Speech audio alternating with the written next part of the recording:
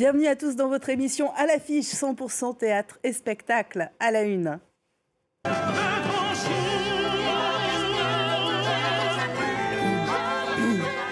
Le grand retour de la comédie musicale Les Misérables à Paris.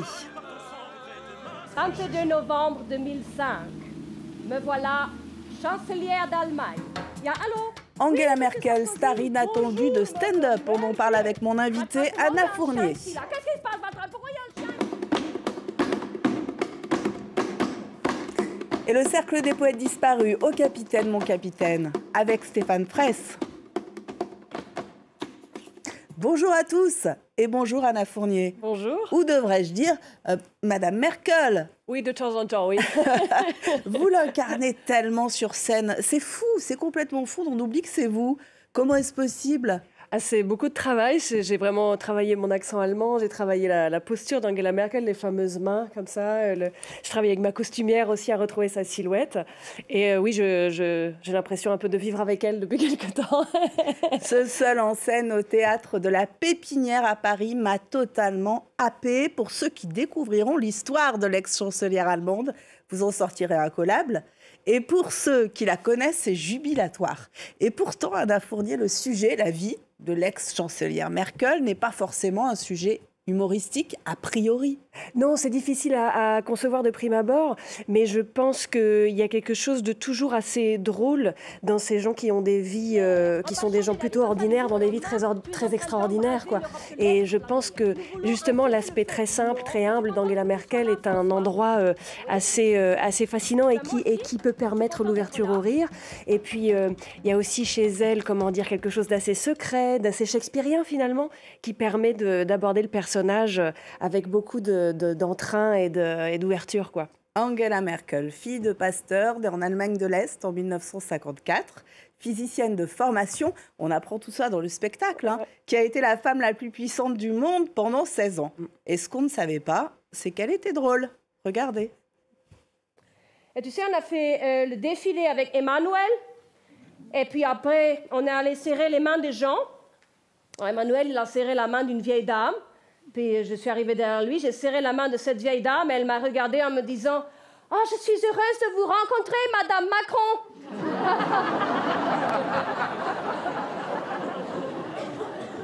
Moi, j'avais envie de rire, hein, mais bon, je me suis retenue. Et je lui ai dit dans mon mauvais français qu'elle ne comprenait pas « Nein, chancelière, Allemagne !» Mais bon, elle me regardait « Madame Macron, Madame Macron !» Et il y avait Emmanuel qui était 1 mètre devant, qui faisait comme s'il n'entendait pas. Je ne savais plus où me mettre, j'étais gênée.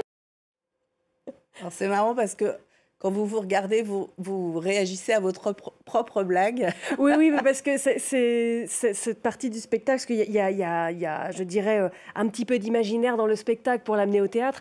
Mais ça, c'est une anecdote qui est vraie. Et je repense toujours à l'original qui me fait toujours autant rire de ce moment de la voir. Effectivement, cette vieille dame lui fait « Madame Macron » et elle est là.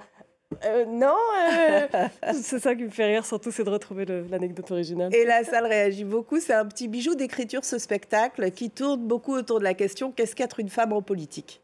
Oui, question large, surtout qu'au XXIe siècle, Angela Merkel est une des seules figures. On la compare souvent à Margaret Thatcher, mais c'est vrai qu'il y a très peu de femmes qui ont eu la possibilité d'exister comme ça sur la scène politique, et puis pendant 16 ans, quoi. Et ces mémoires paraissent d'ailleurs dans pas longtemps, le 26 novembre, dans plus de 30 Absolument. pays. Voilà. Le livre s'intitule « Liberté ». Vous allez l'acheter. Ah oui, bah j'espère même que quelqu'un va me l'offrir. Il est écrit avec sa conseillère en communication, que l'on entend bien dans votre spectacle. Pas facile de gérer l'image d'Angela Merkel. Oui, alors j'ai même créé un personnage imaginaire à partir de 2 de ses conseillères, Beate Baumann, qui est la femme de l'ombre, qui l'a aidé à écrire ses mémoires, et Eva Christensen, qui était aussi une de ses conseillères. Et j'ai créé ce personnage pour des raisons dramaturgiques simples, voilà, pour faire exister la difficulté justement de comment se présenter en tant que femme en politique, quoi. Comment on s'habille, comment on présente, qu'est-ce qu'on a le droit de dire ou de ne pas dire. Parce qu'il y a souvent cette idée que lorsque les hommes font preuve, comment dire, d'excentricité dans leurs vêtements, on va questionner leur fantaisie, mais lorsque c'est une femme qui le fait, on questionne sa légitimité. Donc je trouvais intéressant de parler de tout ça. Transition toute trouvée pour parler d'une pièce politique, Les Misérables. La comédie musicale tirée du roman de Victor Hugo revient à Paris au Théâtre du Châtelet C'est très réussi. Les comédiens, les chanteurs sont formidables. Nous étions à la Générale avec Élodie Radenac. Regardez. Dernier échauffement pour ces 40 comédiens.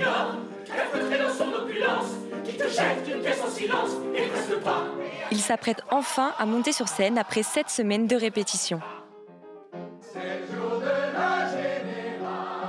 Je suis plutôt excité. Là, ça fait plus d'un mois qu'on répète. On a envie de partager ça avec le public. C'est une œuvre tellement iconique qu'on a envie d'être à la hauteur. Les Misérables, le monument littéraire de Victor Hugo, revient à Paris sous la forme d'une comédie musicale. Elle n'a pas été jouée depuis plus de 30 ans dans la capitale. Il fallait que ce langage soit un langage moins empoulé que peut-être la toute première version à Paris. Et c'est à ce travail que je me suis attelé et que c'est comme ça que j'ai modifié à peu près 20% du texte. C'est notre patrimoine, Les Misérables, c'est notre histoire. Donc quelle joie, quel bonheur de donner vie à des personnages qui sont totalement dans notre inconscient collectif. On est pile entre la comédie musicale et l'opéra. C'est une chance exceptionnelle que j'ai de pouvoir recréer ce monde. Je suis tombée par terre, c'est la faute à Voltaire. Une nouvelle production 100% française où l'on retrouve les personnages emblématiques de Gavroche, Cosette et Jean Valjean. C'est un rôle qui change tout le temps. En fait, toutes les 10-15 minutes, on change. Et je pense que c'est ce qui est assez passionnant à faire aussi. C'est clairement une des pièces les plus difficiles, je pense, que j'ai jamais fait de ma vie. Cette recréation visuelle compte 35 tableaux et 300 costumes, abîmés volontairement pour obtenir un effet hyper réaliste. Quête de justice, inégalité sociale, violence sexiste, les sujets traités en 1862 par Victor Hugo résonnent encore aujourd'hui.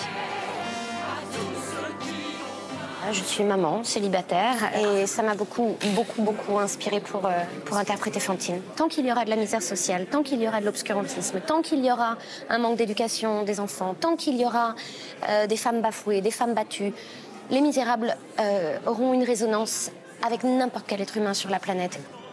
Le succès de la comédie musicale Les Misérables, dans sa version anglaise, ne s'est jamais démenti, avec plus de 15 000 représentations en 39 ans à Londres. Pour la troupe, l'objectif est maintenant de conquérir un public francophone. Voilà, allez-y, c'est génial. Retour à Guten Tag, Madame Merkel, avec vous, Anna Fournier. D'ailleurs, vous aussi, vous chantez sur scène en russe? Oui, je n'ai pas ce niveau, j'aimerais bien.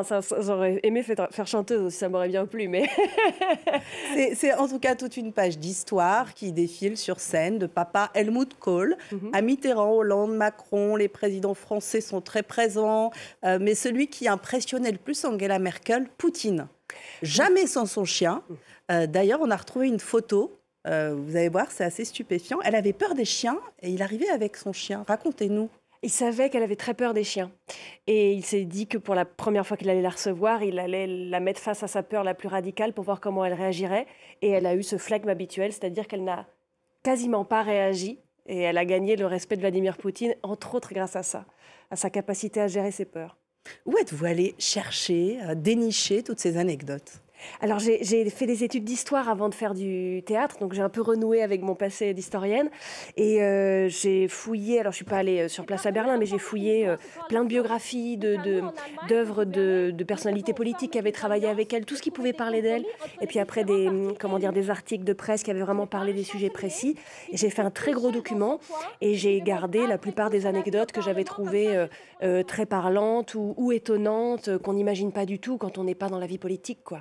Et pendant qu'elle négocie d'ailleurs avec les grands de ce monde, la chancelière va faire ses courses le soir. Elle cuisine. Elle cuisine, elle fait sa petite salade de pommes de terre, sa petite Kartoffelsalat et puis la petite soupe de patates et tout ça. Elle dit elle-même qu'elle n'est pas une très bonne cuisinière, que souvent elle rate ses plats, mais elle les fait, elle. Mais Angela Merkel, c'est la normalité finalement. Oui, je dirais que c'est une très grande humilité. On n'est pas habitué à ça en France, avec le faste de l'Élysée, qui ont à leur service des meilleurs ouvriers de France, etc., qui ont des couturiers qui les habillent. Là, on a une dame qui a sa propre garde-robe, qui a quasiment pas de garde du corps, qui rentre chez elle le soir tranquillement et qui se fait à manger, quoi. À laquelle on peut, je crois, s'identifier en tant que gens ordinaires, comme on est souvent ramenés à ça, les petites gens. Et je trouve que ça fait du bien de voir une dirigeante qui a cette humilité-là. Il y a une tendance en ce moment à monter des pièces politiques, je trouve. Plusieurs pièces sur Jacques Chirac à Paris. Vous-même, vous en avez vu une. Ouais. Vous trouvez que le public s'intéresse de plus en plus à ces hommes et à ces femmes politiques à travers le prisme de l'humour, peut-être, ou d'autres prismes?